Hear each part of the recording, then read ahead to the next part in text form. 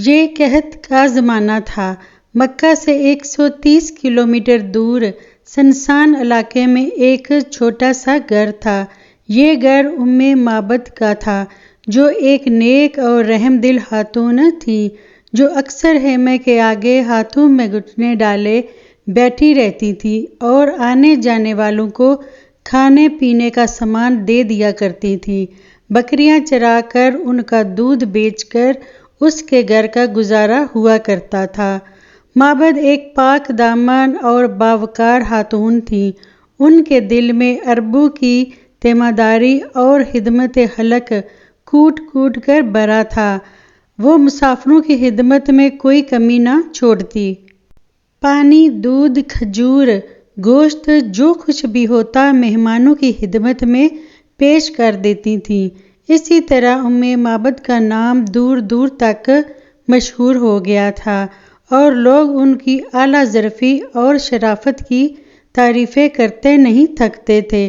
ایک دوپہر سورج کی سخت گرمی پڑ رہی تھی اور صحرا آگ کی بھٹی کی طرح تپ رہا تھا۔ خشک سالی کی وجہ سے ان دنوں بہت مشکل سے گزر بسر ہو رہی تھی۔ معبد کا شوہر اس وقت بکریاں چرانے گیا ہوا تھا۔ وہ اس دوپہر میں اپنے گھر کے آگے صحن میں بیٹھی ہوئی تھی۔ اس نے دیکھا دور سے کوئی دیر عمر شخص اس کے خیمے کے قریب آ رہے ہیں۔ مسافر خیمے کے قریب آئے اور ان میں سے ایک شخص نے معبد سے کہا، دودھ، گوشت، کھجوریں یا پانی، ان میں سے کوئی بھی چیز اگر تمہارے پاس ہے تو تم ہمیں دو، ہم تمہیں اس کی قیمت ادا کر دیں گے۔ معبد نے جواب دیا، واللہ اس وقت کوئی بھی چیز آپ کو پیش کرنے کے لیے نہیں ہے، اگر ہوتی تو میں فوراً حاضر کر دیتی اور میں اس کی قیمت بھی نہ لیتی۔ مجھے آپ لوگوں کی میزبانی کر کے بڑی خوشی ہوتی، لیکن میں مجبور ہوں۔ اس وقت گھر میں کھانے کو کچھ بھی نہیں ہے، جبکہ میرے شوہر بھی بکریاں چرانے باہر گئے ہوئے ہیں۔ اس مسافر کی نظر خیمے میں کھڑی کونے میں ایک بکری پر پڑی تو کہا، اے خاتون، یہ بکری کیسی ہے؟ بولے، یہ بکری بہت ہی کمزور اور لاغر ہے، اس لیے اپنے ریوڑ کے ساتھ چراگاہ تک نہیں جا سکتی اور کافی عرصے سے دودھ بھی نہیں دیتی۔ اس پر مسافر نے کہا، اگر آپ اجازت دیں تو کیا میں اس کا دودھ دو لوں؟ معبد نے کہا، اے اللہ کے بندے، ویسے تو آپ کو اجازت ہے، لیکن اس کا تھن تو کافی عرصے پہلے سوکھ چکا ہے، اس لیے مجھے امید نہیں کہ یہ دودھ کا ایک قطرہ بھی دے۔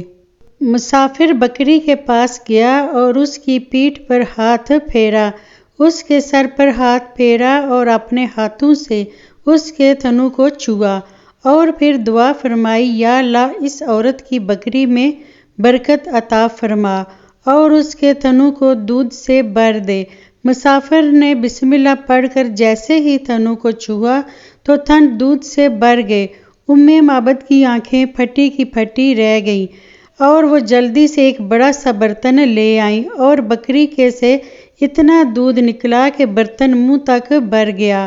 مسافر نے دودھ دو کر سب سے دودھ پہلے معبد کو دیا۔ مسافروں نے بھی باری باری دودھ پیا، یہاں تک کہ تمام لوگ شکم سیر ہو گئے۔ پھر آخر میں اس مسافر نے پیا جس نے دودھ نکالا تھا اور کہا، لوگوں کو پلانے والا خود سب سے آخر میں پیتا ہے۔